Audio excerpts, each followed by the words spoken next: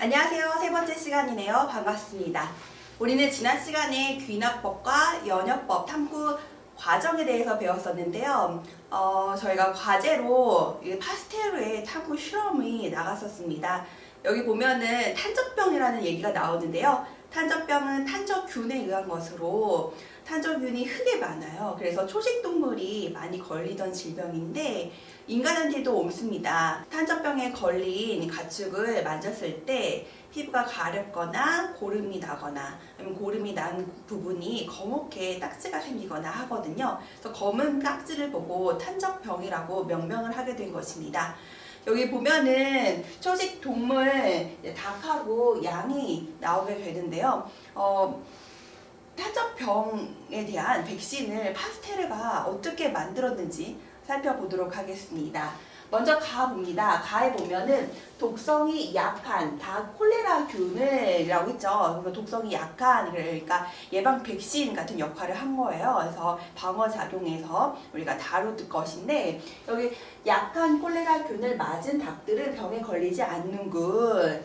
그렇다면 양의 탄저병도 같은 원리로 예방할 수 있을지 않을까라고 관찰을 하고 문제 인식을 하게 됩니다. 그 다음에 어떻게 해야 돼요? 가설을 설정해야 되겠죠. 그래서 가설 설정 단계가 뭘까요? 네, 다 보면은 내 생각이 옳다면 백신을 맞은 양은 병에 걸리지 않을 것이다 라고 하고 있죠. 그래서 탄저병 백신은 탄저병을 예방하는 효과가 있을 것이다 라는 가설을 설정합니다. 그 다음에 탐구 설계를 해야 되겠죠. 탐구 설계가 뭐일까요? 그렇죠. 바죠. 바 보면은 건강한 양을 두 집단으로 나눠서 한쪽에만 탄저병 백신을 줍니다. 그 다음에 탄저균을 이제 접종을 하는 거예요. 그랬을 때 어떻게 돼요? 그랬을 때 라처럼 탄저병 백신을 접종한 양들만 모두 살아남고 그렇지 않은 양들은 이제 아픈 거를 볼 수가 있습니다. 그럼 보면 바는 탐구, 설계 및 수행을 한 것이고요. 거기에 따라서 결과를 분석한 것입니다. 그 다음에 실험 결과가 이렇게 나왔으니까 결론을 도출해야 되겠죠. 결론 도출은 마. 그래서 탄저병 백신은 탄저병을 예방하는 효과가 있을 것이다 해서 있다라고 결론을 도출하게 되는 것입니다. 그 다음에 이 실험을 반복을 해요. 그 다음에 실험 대상도 바꿔요. 실험 대상을 소, 돼지 이렇게 바꿔봤을 때 동일한 결과를 얻으면 일반화하게 되는 것입니다. 그러면 1번에 대한 답을 쓸 수 있겠네요. 자, 2번. 대조군과 실험군, 조작변인, 종속변인이 무엇인가? 라는 것이었는데요. 실험군이라는 것은 가장 가설과 밀접해야 되겠죠. 여기서 가설이 뭐였어요? 그렇죠. 탄저병 백신은 탄저병에 효과가 있을 것이다 라는 거였죠. 그러니까 탄저병 백신을 맞은 양이 실험군이 되겠죠. 여기서 이게 실험군, 그 다음에 이게 대조군이 될 것이다 라는 거네요. 그 다음에 조작변이 뭘까요? 조작변이는 탄저병 백신을 줬는지 안 줬는지 탄저병 백신에 대한 유무가 될 것이고요. 그 다음에 거기에 따라 종속변이는 탄저병의 증상, 유무가 되겠네요. 자, 그 다음에 이제 여러분은 활동지 1번 문항입니다. 지난 시간에 그 PPT에 나갔던 1번 문항에 좀 오류가 있어서 문항을 정정하였습니다. 한번 살펴보도록 할게요. 자, 가를 보면은 관찰이네요. 그러면 가는 무슨 법이에요? 그래서 귀납법이죠. 나는요, 가설을 설정하는 단계가 있네요. 그러면 이것은 연협법이 되겠습니다. 여기도 파스테르가 나오네요. 파스테르가 굉장히 미생물, 그다음에 세균 이런 거에 연구를 많이 했던 사람이에요. 그러면서 이제 백신도 만들고 또 이런 얘기를 하게 됩니다. 생물이 없는 곳에서는 생물이 생겨나지 않을 것이다. 옛날에는 생물이 없는 곳에서도 생물이 생겨난다고 믿었어요. 어떤 상자에 음식물이 있었는데 거기서 구더기가 발생한 거예요. 아, 생물이 없는 곳에서 구더기가 나왔구나. 구더기가 뭐예요? 파리의 애벌레죠. 파리가 알을 거기다 난 것이었는데 그냥 부화한 그것만 보고 종이 상자 안에서 구더기가 나올 수 있다라고 얘기를 한 거예요. 말도 안 되는 얘기였지만 당시에는 믿었습니다. 그래서 생물이 있는 곳에서만 생물이 생겨난다. 그래서 생물 속생설을 얘기를 했어요. 생물은 생물한테만 난다. 그러면 여기 보면은 뭐뭐 있을 것이다 라고 가설을 설정을 하네요. 그 다음에 실험을 하고 있죠. 그러니까 가와 나중에 뭐에 해당돼요? 그렇죠. 나에 해당되는 것이죠. 그러면은 보기를 살펴보도록 하겠습니다. 기억. 가에서는 의문에 대한 잠정적인 해답을 먼저 찾는다. 아니죠. 가는 귀납법이죠. 잠정적 결론과 연관되지 않습니다. 니은. 대조 실험이 수행되는 탐구 방법은 나이다. 그렇죠.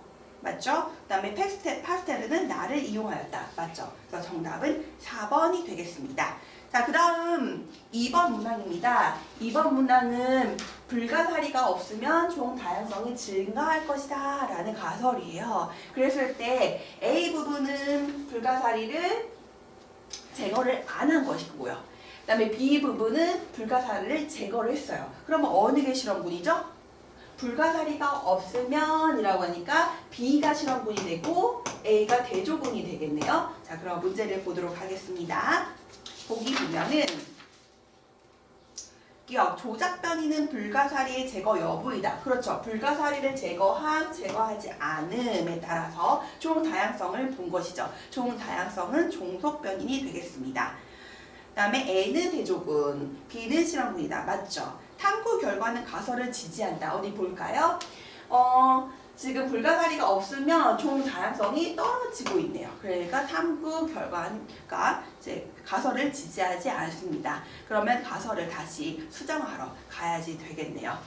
자, 여기까지가 지난 시간에 대한 그 복습을 한번 해봤고요. 오늘은 무엇에 대해 얘기를 해볼 것인가? 라면은 생물이 나타나는 생명 현상의 특징을 알아보고자 해요. 생물이란 이런 특징이 있을 것이다 라는 것이죠. 생물이란 어떤 특징이 있을까요? 여러분들이 생각하는 거? 움직인다? 자동차도 움직이잖아요. 그 다음에 뭐 먹는다? 자동차도 기름 먹고 그 다음에 이산화탄소 내보내잖아요. 그 다음에 뭐 체온을 유지한다? 냉장고도 늘 일정한 온도를 유지하고 있는데요. 그러면 생물은 도대체 어떤 특징이 있는가를 한번 살펴보도록 하겠습니다. 선생님이 키우던 강아지요. 키우던이니까 예전에 키웠었는데 지금은 이 세상을 떠나 무지개 다리를 건넜습니다. 그래서 키우던 강아지가 생물일까요? 생물 맞죠? 그 다음에 여기 뭐예요? 바오밥 나무네요. 바오밥 나무 생물일까요? 그쵸? 생물이죠. 근데 둘들은 생긴 게 다르죠. 생김새가 다른데도 불구하고 생물이라고 할 수 있는 이유가 뭘까요? 그것을 하나하나 살펴보도록 하겠습니다. 자, 여기 보시면은 지금 생물의 특성에 개체 유지가 있고 종속 유지가 있습니다. 그래서 개체 유지는 내가 살기 위해서 나타내는 생물의 특징이고요. 종속 유지는 우리가 살기 위해서예요. 그래서 우리가 살기 위해서 생식, 자손을 낳고 그 자손이 유전, 나를 담고 그 다음에 우리가 살기 위해서 환경에 적응하고 또 환경에 따라서 진화를 해야 되겠죠. 그래야지 우리 종족이 살 수 있겠죠. 나머지는 개체 유지인데요. 자, 각각을 살펴보도록 하겠습니다. 먼저 세포로 구성입니다.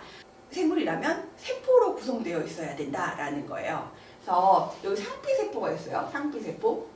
상피세포가 뭐냐면 피부를 이루는 세포입니다. 또는 기관의 표피 부분의 기관 안을 껍질이라고 보시면 되겠는데요. 그래서 상피세포가 상피 조직을 이루고 그다음에 상피 조직이 이제 기관을 이뤄요. 그다음에 여기서 소장하고 대장을 나타내게 되는데 얘가 상피세포가 구조를 지금 나타내고 있죠. 어떤 구조죠.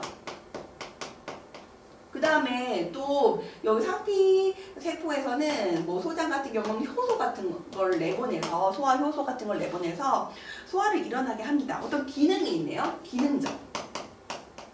그래서 세포란 구조적, 기능적 단위다 라고 합니다. 그 다음에 이 기관들이 모여서 소화계, 그 다음에 뭐 소화계, 순환계, 호흡계, 배설계 등이 모여서 이제 개체, 우리를 이루게 되죠. 그래서 세포란 무엇이냐? 바로 기능적, 구조적, 기본 단위다 라고 합니다. 자, 그 다음에 여기 보면은 두 세포가 나오게 되는데요. 이거는 세균, 박테리아고요. 이거는 우리를 이루는 동물 세포입니다. 세포라면은 세포막이 꼭 있어야 돼요. 세포막. 그 다음에 뭐가 있어야 되냐면 DNA, 또 RNA 같은 핵산이 있어야 합니다. 핵산. 그 다음에 여러 가지 세포 소기관들이 있어야 돼요. 우리 이거 리보솜 배웠었죠. 1학년 때 통합과학 시간 때 배웠을 것인데 리보솜 같은 세포 소기관이 있어야 합니다. 그 다음에 세포를 종류대로 한번 나눠보면은 세포의 수에 따라서 세포 수, 세균 같은 경우는 하나의 세포로 이루어졌어요. 단세포. 근데 동물 같은 경우는 여러 세포로 되어 있잖아요. 우리 다세포 동물. 다세포. 또 어떻게 종류를 나눌 수 있냐면 핵의 유무에 따라서. 세포막은 다 있는데 핵은 여기 동물 세포에만 있거든요. 지금 여기 보면은. 그래서 핵이 있을 수도 있고 없을 수도 있어요. 즉 핵이 있다는 건 핵막과 연결이 되죠. 그래서 핵막이 있고 없고 동일한 얘기입니다. 그러면은 핵의 유무에 따라서 핵이 있는 것을 뭐라고 하냐면 진짜 핵이 있네. 그래서 진핵세포라고 해요. 그 다음에 핵이 없는 것은 원시세포다. 그래서 원핵세포라고 합니다. 그래서 세포의 종류를 한번 알아보았고요.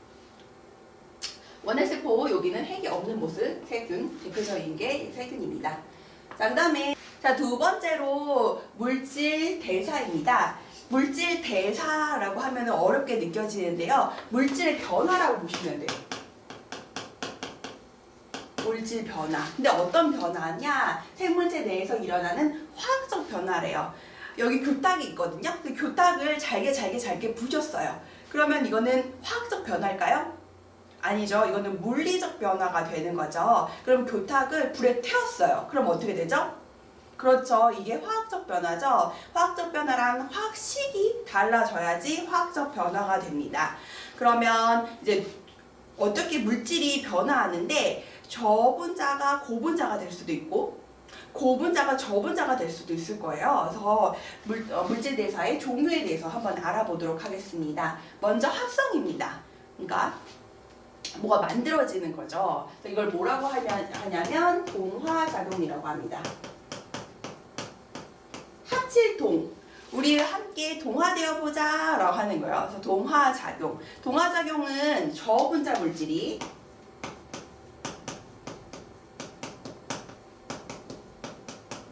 고분자 물질이 되는 거고요.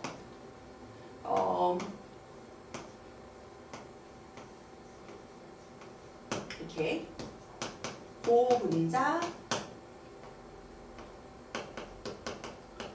물질이 되는 거거든요. 그러면 저분자에서 고분자가 될 때 에너지가 필요할까요? 아니면 에너지 필요 없어? 하고 버릴까요?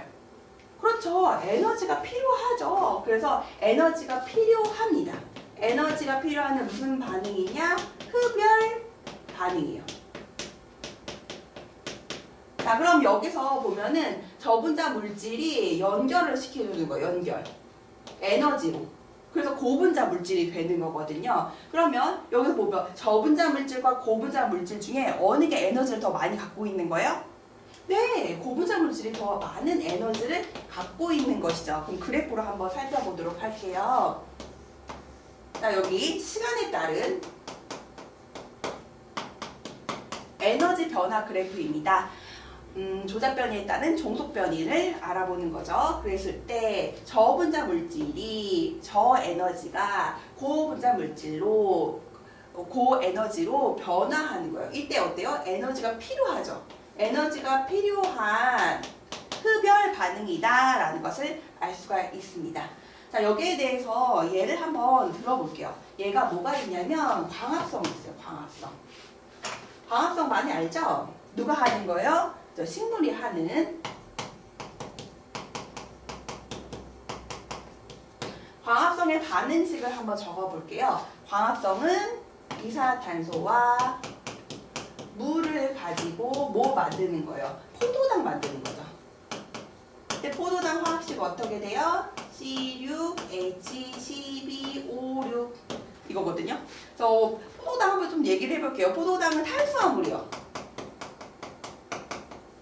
탄수화물.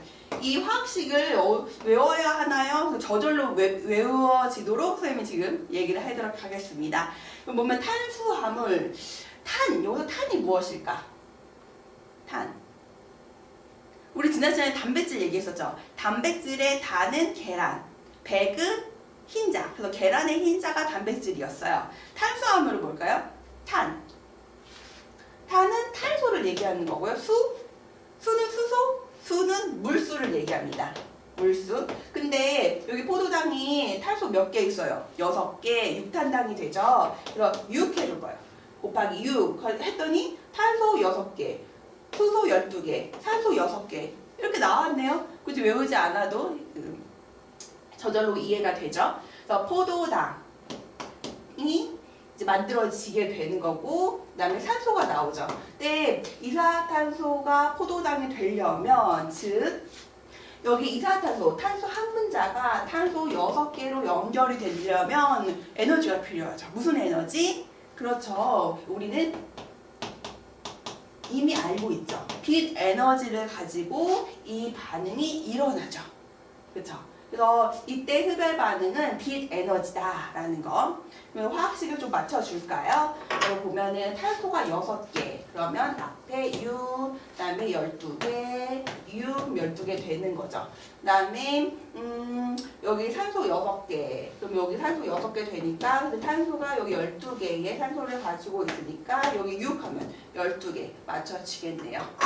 됐죠? 근데 지금 이 광합성이 일어나는 장소 어디? 염록체, 식물의 염록체가 됩니다. 염록체라고 적어주시면 됩니다.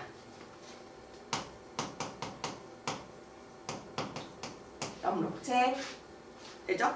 그 다음에 또 다른 예로 뭐가 있냐면 단백질 합성이 있어요. 여러분 1학년 때 통합과학 때 배웠을 건데 단백질 합성 뭐요? 아미노산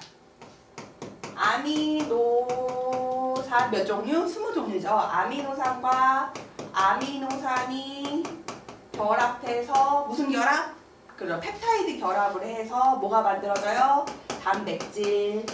어디서 일어나요? 리보솜. 그래서 합성이 되는 거였죠. 그래서 아미노산과 아미노산이 연결해서 단백질이 될 때도 에너지가 필요합니다. 그래서 에너지가 필요한 흡열 반응이다라는 거예요.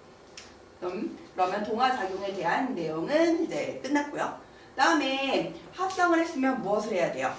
분해에 대한 얘기를 한번 해봐야 되겠죠? 그래서 분해 이야기를 해보도록 합시다. 자, 이 얘기를 하고 넘어가야 되는군요. 뭐냐면 지금 이 물질이 저분자에서 고분자가 됐잖아요. 그래서 물질이 변화가 됐죠. 근데 여기 보면 에너지도 에너지가 작았다가 에너지가 커졌죠. 그러면 에너지가 변화하고 있죠. 그래서 이것을 뭐라고 하냐? 에너지 대사라고도 한다. 근데 이때 흡열, 에너지가 왔다 갔다 하고 있잖아요. 들어오고 있잖아요. 그래서 에너지의 출입에 따라서 에너지 대사라고 한다라는 거. 물질 대사가 에너지 대사 또는 에너지 변화라고 생각하시면 돼요. 에너지 변화가 일어난다라는 거죠. 자, 그 다음에 우리가 동화작용을 보고요. 그 다음에 다른 분해 작용을 한번 보도록 할게요.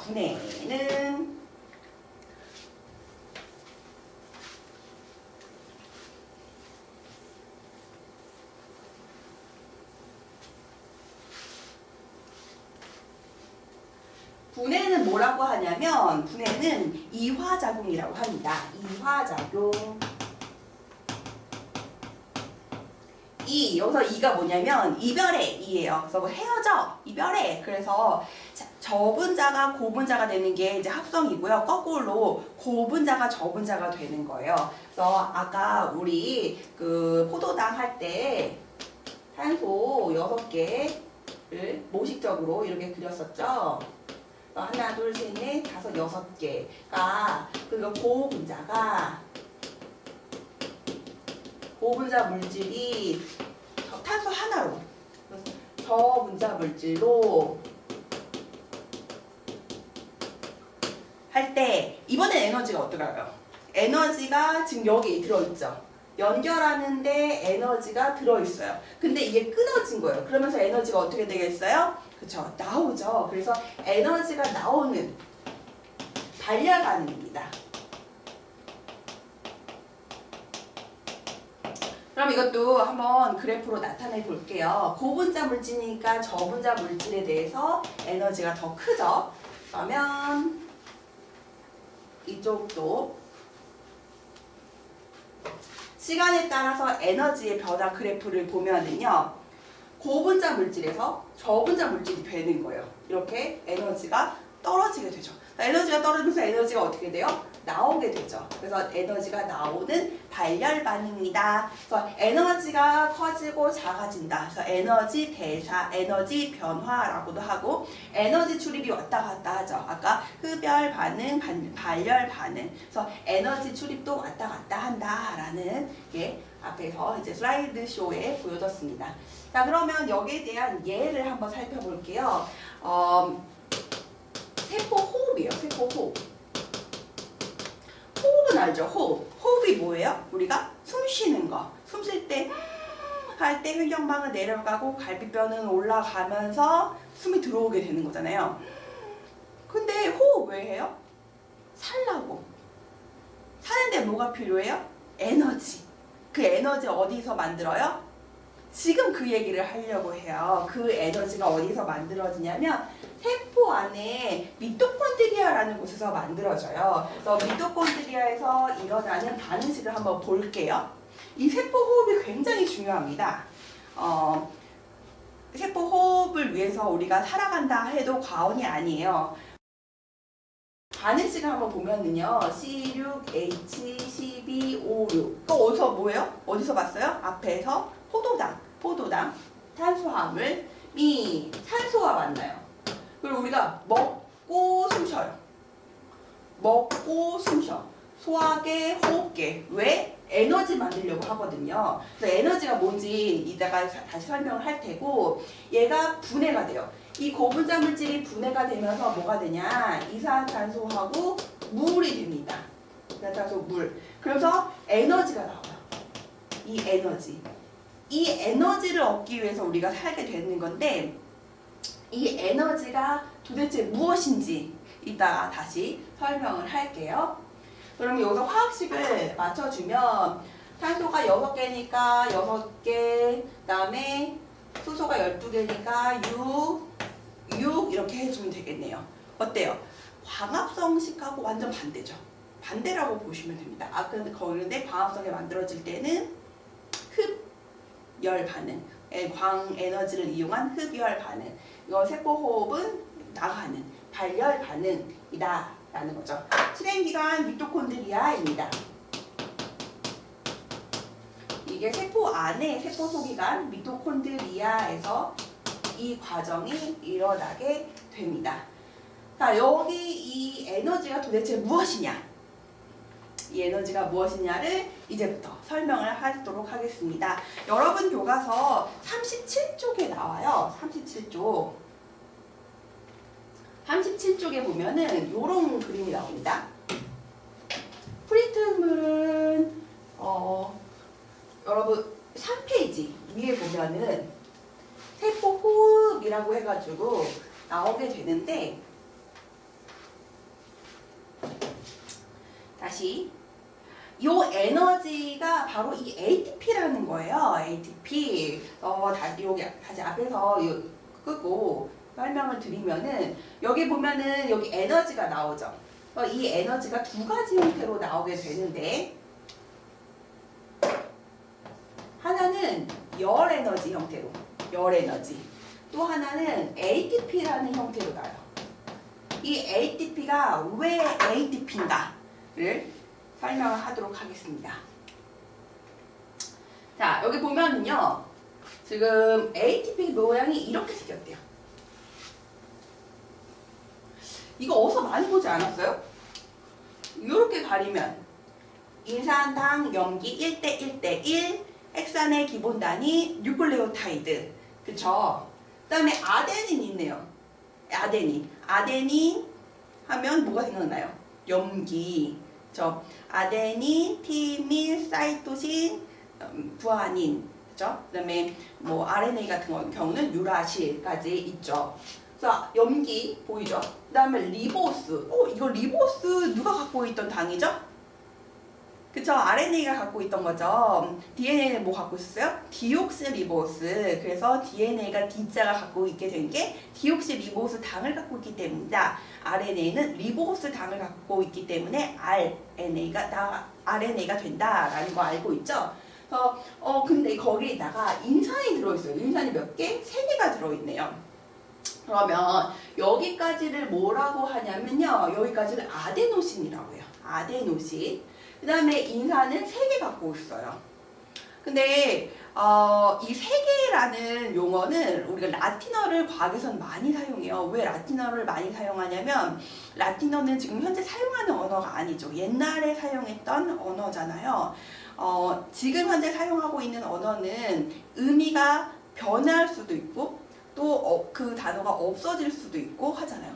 근데 지금 사용하지 않는 언어 같은 경우는 의미가 변색되지 않죠. 그렇기 때문에 과학에서는 의미가 변색되지 않는 게 중요해서 라틴어를 쓰는데요. 라틴어로 3개가 뭘 의미하냐면 트라이라고요. 트라이. 그래서 ATP의 T가 바로 이 트라이의 T입니다. 다시 보면은 아데노신의 ATP가 아데노신의 A자를, 그 다음에 인산은 포스페이테이트라고 하는데 거기에 인산의 P가 ATP의 P를, 그 다음에 몇 개 갖고 있어? 3개 갖고 있어. 그래서 트라이라고 하게 되는 것입니다. 그러면 만약에 질문을 해볼게요. 만약에 2개 갖고 있으면 어떻게 돼요? 다이. 그럼 뭐라고 해요? A, D, P가 되는 거죠. 그 다음에 3개, 1개 갖고 있으면 뭐라고 해요? 1개 갖고 있으면 모노. 그래서 A, N, P가 되는 것입니다. 됐죠? 근데 여기 보면은 이런 물결 무늬가 쳐져 있어요. 물결 무늬. 그러면서 뭐라고 써 있냐면 고에너지 인산 결합이다 라고 나와 있어요. 그래서 여기에 에너지가 지금 들어있는 거예요. 에너지가. 그러면서 이 에너지가 떨어지면서 또 에너지가 방출하게 되는 것이거든요. 그러면 정리를 조금 해볼게요. 그래서 인산을 몇 개 갖고 있는가? 인산은 그 다음에 인산수를 한번 살펴보고, 그 다음에 결합수, 인산기가 어떻게 몇 개 결합되어 있는가라는 거예요. ATP 같은 경우는 인산은 3개 가지고 있고 결합은 2개 있고, ADP 같은 경우는 인산수는 2개, 결합은 뭐예요? 1개. AMP 같은 경우는 인산수는 1개, 결합은 0이 되겠네요. 인산 얘기를 좀 더 해보면 인산은 어떻게 생겼냐면 이렇게 생겼어요. 인산이란 이렇게 화학식으로 써보면 요게 이렇게 생긴 거거든요. 화학식으로 써보면은 H 수소가 몇 개? 3개. 인이 몇 개? 1개. 그 다음에 탄소 몇 개? 4개. 그래서 H3PO4라고 하는데 이 인산이 혼자 단독으로 떨어져 있을 때가 있어요. 단독으로 떨어져 있을 때 언제냐면 뭐 수용기 상태라든지 아니면은 생체 내에서 혼자 떨어져 있을 때가 있거든요. 그랬을 때는 무기인산이라고 해요. 혼자 돌아다니는 경우. 근데 여기 같이 이렇게 동그라미하고 그 안에 P 인산이라고 적어주면 이건 작용기로서 작용하는 거, 어디에 붙어 있다는 거예요. 그래서 이것을 인산기라고 합니다. 그러니까 여기에는 지금 ATP 같은 경우는 인산기가 3개, 그 다음에 ADP는 2개, AMP는 1개가 있다는 얘기죠. 우리가 ATP 구조를 살펴봤었는데요. 다시 세포 호흡을 살펴보도록 하겠습니다. 포도당입니다. 포도당은 화학 결합이 되어 있는 화학 에너지 상태예요. 그래서 이 화학 결합이 분해가 되면서 이산화탄소가 되는 거고, 분해될 때 나오는 에너지로 열이 방출됩니다. 약 60%가 열이 방출되면서 이 열로 뭘 하냐면 체온 유지를 하게 돼요. 그리고 40%는 어디에 쓰이냐? ATP를 무기인산으로 결합시켜서 ATP를 만드는 데 쓰이게 되는 거예요. 약 40%는 ATP를 만드는 데 쓰인다. 이것도 화학 에너지입니다.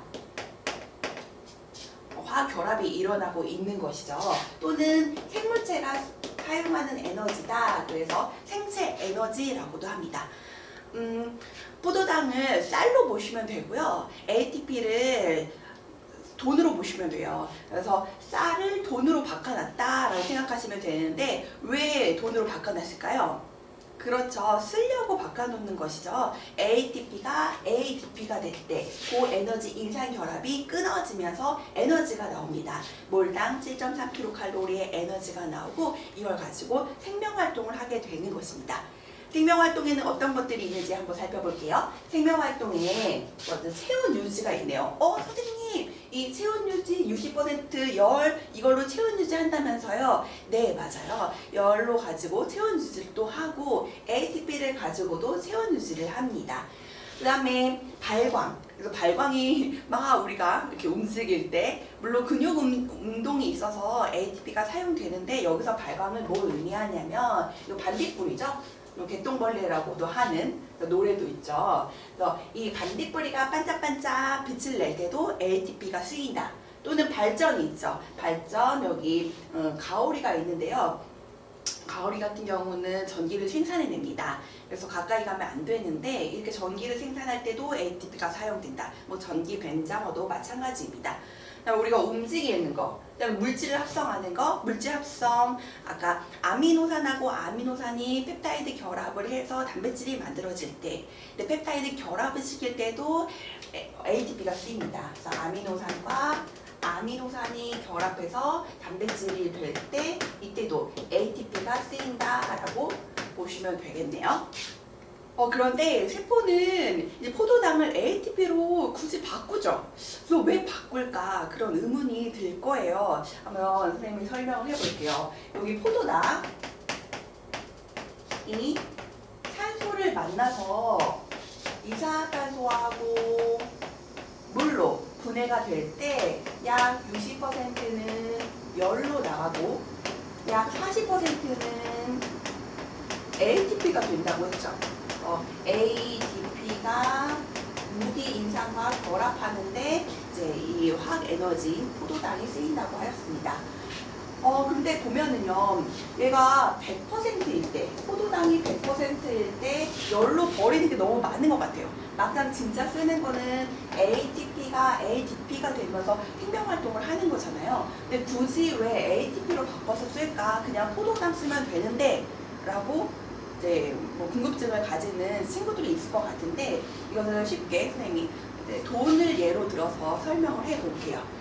포도당이 10,000원짜리라고 칩시다. 10,000원짜리예요. 그리고 ATP가 100원짜리라고 쳐요. 그러면은 포도당이 분해가 됐어요. 그럼 ATP 몇 개 만들까요? 100개? 아니죠. 40%니까 뭐 40개 만들겠죠. 그래서 약 4,000원은 ATP를 만드는 데 쓰고, 그 다음에 6,000원은 열을 만드는 데 쓸 거예요. 근데 왜 그러면 6,000원 버리는 것 같고 4,000원만 남겨놓는 것 같잖아요. 왜 굳이 얘를 4,000원으로 바꿔놓는가라는 거예요. 우리가 아까도 앞에서 설명을 했지만 아미노산하고 아미노산이 결합을 해가지고 단백질이 만들어질 때, 이때 약 300원이 필요하다고 칩시다. 그러면 포도당 바로 갖다 쓰면은 얼마 남아요? 그렇죠. 9,700원 남죠. 근데 포도당은 9,700원을 거슬러 주지 못해요. 그냥 300원 쓰고 9,700원 날라가는 거예요. 그래서 이것을 100원짜리 40개로 바꿔놓는 거예요. ATP를. 그러면 여기에 몇 개 쓰면 돼요? 3개 쓰면 되죠? 그죠? 100원짜리 3개 쓰고 그리고 얼마 남아요? 3,700원 남게 되는 것이죠. 그래서 오히려 ATP를 사용하는 게 남는다라는 거예요. 그래서 이해가 그 ATP로 바꿔 놓는 건데 이것을 다시 말로 설명을 한번 해볼게요. 생명활동에는 소량의 에너지를 필요하는 경우가 많다. 이렇게 300원, 200원 이렇게 소량의 에너지를 필요하는 경우가 많아요. 그때마다 10,000원짜리 포도당을 구매하면 많은 에너지가 소실돼요. 9,700원 날아간다는 거예요. 때문에 포도당의 에너지를 크기가 작은 100원짜리로 바꿔놔서 필요에 따라 얘를 쓴다. 그게 더 효율적이다라는 거예요. 이해가 되셨죠? 여러분 이 글이 어디에 있냐면요. 교과서 37페이지 날개 부분에 있어요. 여기 이렇게 ATP 그림이 있는데 그 그림이 있는 부분 날개 부위에 있습니다. 그래서 꼭 표시를 해 두시고요. 활동지 뒤편에도 여분이 있으면 좀 적어주시면 좋을 것 같네요. 네, 적어줬을 것이라 생각을 하고요. 다시 그림으로 설명을 해볼게요. 여기 이제 미토콘드리아가 있습니다. 세포 안에 세포 속이가 미토콘드리아에서 포도당과 산소가 만나서 세포 호흡에서 이산화탄소가 물로 됩니다. 그때 이 포도당이 가지고 있던 화학결합 에너지가 일부 열로 나가게 돼요. 60% 정도. 그럼 그것으로 체온 유지를 하게 되고요. 약 40% 정도는 ATP를 만드는 데 사용됩니다. 여기 그림을 보시면요. 스마트폰이 방전되어 있고 여기는 충전되어 있죠. 왜 우리가 핸드폰을 충전해 놓죠? 그렇죠. 쓰려고 충전해 놓는 것이죠. 다시 ATP가 될 때 몰당 7.3kcal의 에너지가 나오는 것이고 이걸 가지고 우리가 생명활동을 하게 된다라는 것이에요. 그래서 근육운동, 그 다음에 발열, 체온 유지, 여기 열 에너지를 가지고도 쓰이지만 ATP를 가지고도 쓰이고 그다음에 정신활동, 우리가 사고하는 거 이때도 다 ATP가 사용되고 생장, 우리가 자라는데도 ATP가 사용된다라는 거예요. 그래서 이 ATP가 굉장히 중요한 물질입니다. 우리가 이 ATP를 얻기 위해서 포도당 먹고 산소, 숨쉬게 되는 거예요. 그래서 소화계, 호흡계 다 ATP에 관여한다라고 보시면 되겠네요. 에너지를 많이 소모하는 곳, 심장 같은 곳에서 미토콘드리아 수가 많다라고 하는데 심장은 계속 뭐 해야 돼요? 뛰어야 되죠. 그러면 에너지가 ATP가 많이 사용될 거예요. 그렇기 때문에 ATP를 바로바로 충전을 해야 되겠죠. 그 장소가 미토콘드리아니까 미토콘드리아 수가 많다라고 보시면 됩니다. 선생님이 이 수업을 하다 보면은 이런 질문들을 해요. 선생님, ATP가요?